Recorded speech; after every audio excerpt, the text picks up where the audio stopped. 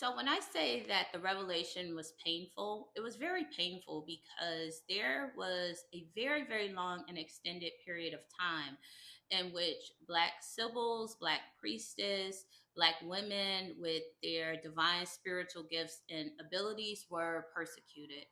They had their gifts and abilities stolen from them. They were raped, they were beaten, they were kicked out of their temples. So there is a very tragic and traumatic history that lives and breathes within our bones for a lot of us who embody a inner knowing of who we are and what the work is that we came here to do. So there are many Black women who actually hide or have hidden or still continue to hide and suppress their spiritual gifts and abilities because it's not safe.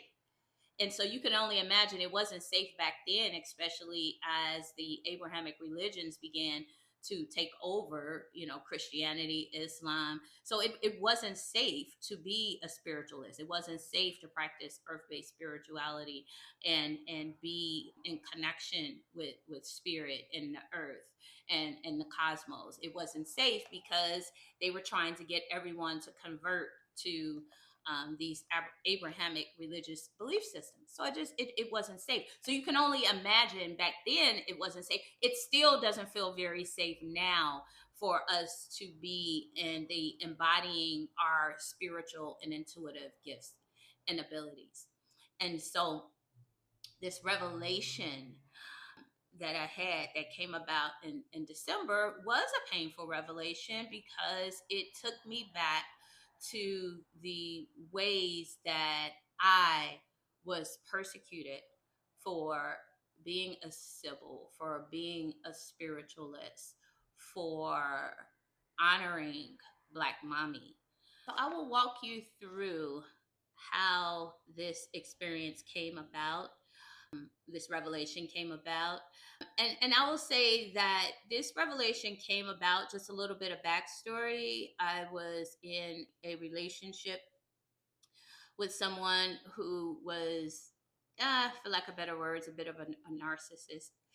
And not trying to throw anybody under the bus. I just want to set the stage for what I am about to read and how, again, a lot of our spiritual connections, past life connections, how they seep over into your current lived experiences. And at this time, I was with a partner who professed to be very spiritual, was very well read, scholar, et cetera, et cetera, et cetera, Black man who really didn't like Black women, right? I felt that he admired me and my intelligence and my path and my journey, but it was always competition. It felt like competition, and it felt like he couldn't support me. But more so than that, let me get myself out the way.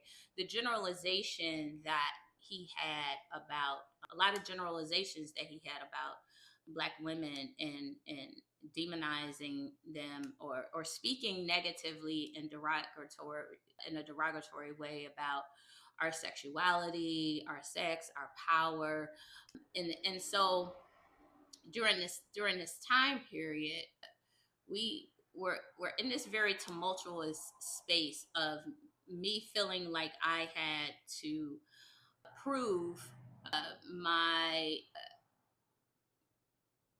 to stand, not even prove, but to unapologetically stand in my gifts and my ability and my power and my presence as a Black woman.